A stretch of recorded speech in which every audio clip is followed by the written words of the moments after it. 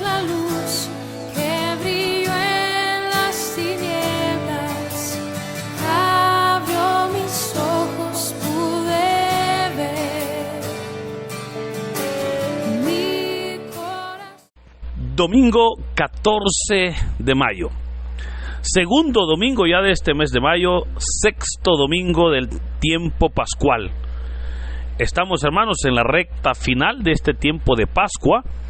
Hoy es ya este sexto domingo de Pascua y el próximo domingo estaremos ya celebrando la ascensión del Señor, para que el siguiente, o sea, dentro de 2 domingos, estemos cerrando este tiempo muy bonito con la festividad de Pentecostés, el derramamiento del Espíritu Santo sobre los apóstoles, ¿verdad? Aquel momento maravilloso cuando el Espíritu de Dios se derramó y así se cumplieron las promesas del Padre, el cual decía que enviaría su Espíritu para que pudiese habitar, pudiese morar en toda carne, en toda persona. Así, hermanos, mientras tanto estamos en el sexto domingo del tiempo de Pascua y el Evangelio para hoy está tomado de San Juan capítulo 14, versículos del 15 al 21. Doy lectura a la palabra de Dios en el nombre del Padre, del Hijo y del Espíritu Santo. Amén. En aquel tiempo Jesús dijo a sus discípulos: si me aman, cumplirán mis mandamientos.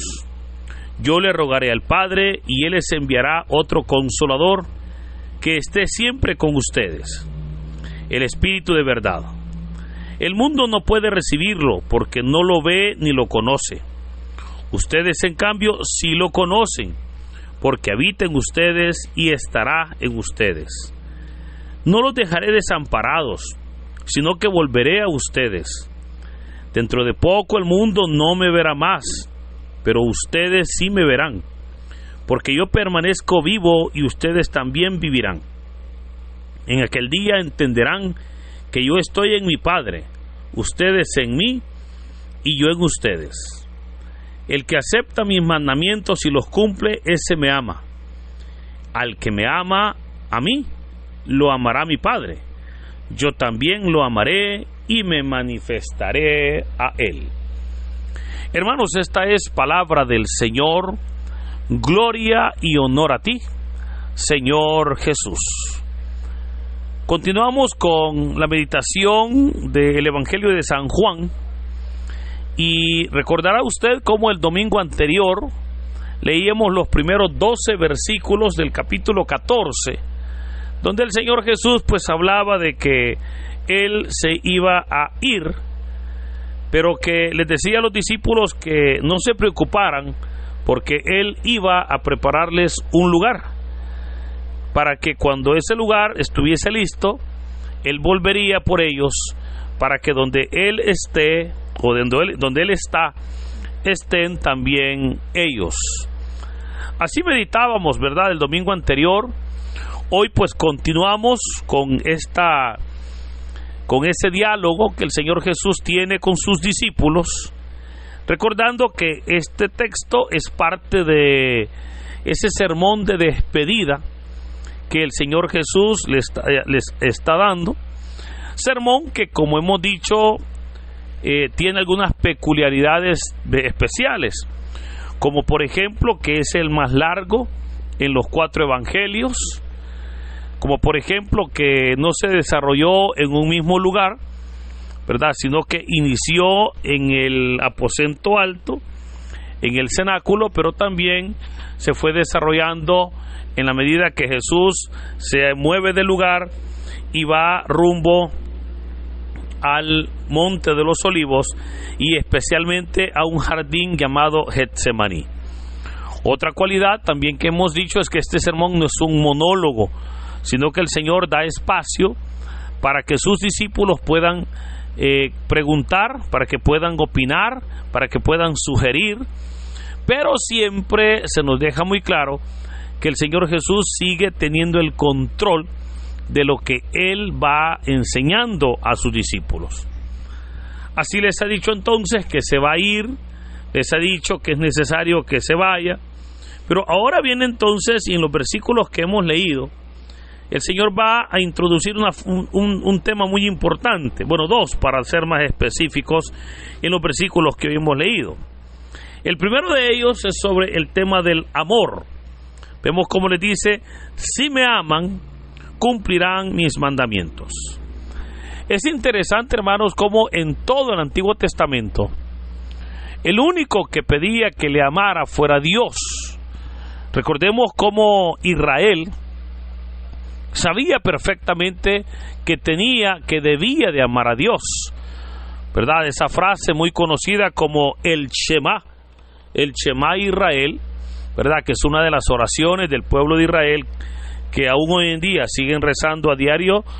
Dice: escucha, Israel, el Señor tu Dios uno es. Y luego viene diciendo: amarás al Señor tu Dios con toda tu mente, con todas tus fuerzas, con toda tu alma y con todo tu corazón. Pero oiga, amarás. Y vemos cómo se enseñaba que era necesario que el pueblo amara a Dios. Pero ahora viene Jesús y dice: si me aman. O sea, hoy Él está pidiendo amor. O sea, hoy Él está diciendo que si a Él lo amamos, mire qué interesante, cumplirán, dice la palabra, mis mandamientos. Hermanos, el cumplimiento de los mandamientos de Dios debe ser siempre por amor. Muchas personas en algún momento dicen que es difícil el cumplir los mandamientos de Dios porque son demasiado exigentes, porque son demasiado pesados. Pero para poder entender esa exigencia, es acá donde el Señor entonces nos da la clave, cuando dice: si me aman, cumplirán mis mandamientos. El Señor no quiere que nosotros cumplamos mandamientos por obligación.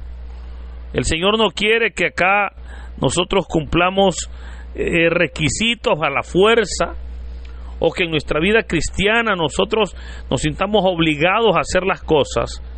Porque usted y yo sabemos que en la vida cristiana, hermanos, nada es a la fuerza. Todo acá es por voluntad propia, ¿verdad? Nada es a la fuerza. Entonces, pero cuando nosotros hacemos las cosas por voluntad propia, es mucho más efectiva cuando nosotros entendemos que las debemos de hacer por amor. Por eso dijo el Señor: si me aman, cumplirán mis mandamientos. Oiga, yo le rogaré al Padre y Él les enviará otro Consolador que esté siempre con ustedes. Veamos cómo el Señor acá está hablando de que Él va a rogarle al Padre para que envíe otro Consolador. Recordemos cómo no dice para que les envíe el Consolador, sino que dice para que les envíe otro Consolador. Pero hermanos, aquí claramente podemos ver entonces cómo se nos habla de las tres divinas personas que componen la Santísima Trinidad. O sea, Jesús, que es el Hijo, está diciendo: yo le rogaré al Padre. O sea, está diciendo que el Padre, Él le va a rogar, ¿verdad? Jesús le va a rogar al Padre, y ahí son dos. ¿Y qué le va a rogar? Que envíe otro Consolador. O sea, no le está diciendo que lo envíe a Él, no le está diciendo que venga el Padre. Le está pidiendo, le está rogando que envíe otro Consolador. Y aquí la palabra Consolador es la palabra griega parakletos, ¿verdad? Que puede ser traducida como consolador, ayudador, abogado, defensor. Pero vea, está diciendo otro Consolador. O sea, ya no va a ser Jesús, sino que será alguien que hará la misma labor de Jesús. Y sabemos nosotros que esa labor es la del Espíritu Santo. Porque vea que dice: que esté siempre con ustedes. Oiga, esto es importante, porque muchas personas en algún momento dudan de la existencia del Espíritu de Dios. De hecho, desde acá Desde este versículo el Señor introduce entonces el tema del Espíritu, el cual lo va a desarrollar ampliamente, ¿verdad? Él va a decir cuál va a ser la labor del Espíritu. Él va a explicar en verdad cómo ese Espíritu es el Espíritu de Dios. Pero vea, acá lo presenta como el Consolador, que va a estar siempre con nosotros. Y él aclara, el Espíritu de verdad. Cuando dice el Espíritu de verdad, no es que esté diciendo el Espíritu que no es de mentira, no. Está diciendo el Espíritu que enseña la verdad. El Espíritu que vive y que se mueve en la verdad, o sea, el Espíritu de Dios. Y ahora viene el Señor y explica que el mundo no puede recibirlo porque no lo ve ni lo conoce. Ahora, ¿por qué nosotros, o cómo entender más bien el texto cuando dice el Señor, el mundo no puede recibirlo porque no lo ve ni lo conoce? Claramente el Señor Jesús habló de enviar un paracleto, otro consolador. Pero dice la palabra que el mundo no lo puede recibir. Y no lo puede recibir porque no lo ve. ¿Y por qué no lo ve? Bueno, no lo ve porque el Espíritu de Dios es incorpóreo, o sea, no tiene cuerpo físico. Pero aun cuando no tiene cuerpo físico, es ahí donde es importante el que nosotros, aun cuando no lo podemos ver, sí lo podemos sentir. Pero ojo, para sentirlo hay que salir del mundo y hay que conocer a Cristo. Pero mientras yo no salgo del mundo, yo no lo puedo sentir ni ver. Y por eso es que el Señor claramente dijo, el mundo no lo puede ver. O sea, mientras una persona esté en el mundo, esa persona no puede ver el Espíritu. Y recuerde, ya hemos hablado, ¿verdad?, de cómo o qué es el mundo. Entonces está diciendo el Señor que el mundo no lo ve, pero oiga, también dice que el mundo no lo conoce. ¿Y por qué no lo conoce? Porque por la misma razón, porque el Espíritu de Dios no actúa como el mundo actúa, como el mundo obra. El Espíritu de Dios obviamente se mueve y actúa por los valores, por los criterios del reino de Dios.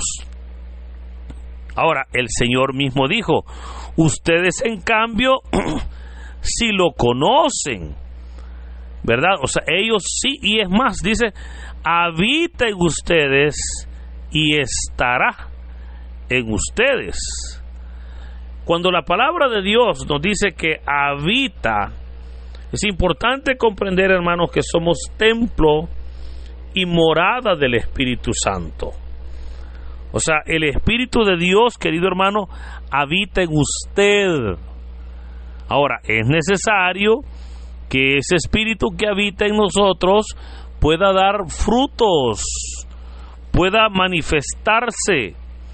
Y ya la carta a los Gálatas nos presenta cuáles son los frutos del Espíritu.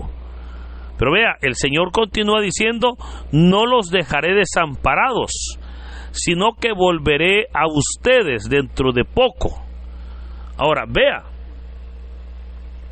ese volveré a ustedes no es aquel volveré que dijo al principio del capítulo 14, donde dijo, yo me voy, pero volveré por ustedes. Tampoco significa que el Señor esté hablando de su segunda venida, sino que está diciendo, no los dejaré desamparados, sino que volveré a ustedes. Entonces, ¿cómo entender que el Señor dijo, volveré a ustedes. Para entender esto, hermanos, es importante comprender cómo en el tema de la Santísima Trinidad, sabemos que Dios, es un solo Dios en tres personas distintas. Y es interesante cómo el Padre está totalmente en el Hijo y en el Espíritu Santo. El Hijo está totalmente en el Padre y en el Espíritu Santo. Y el Espíritu Santo está totalmente en el Padre y totalmente en el Hijo. Entonces vemos cómo son verdaderamente una sola divinidad.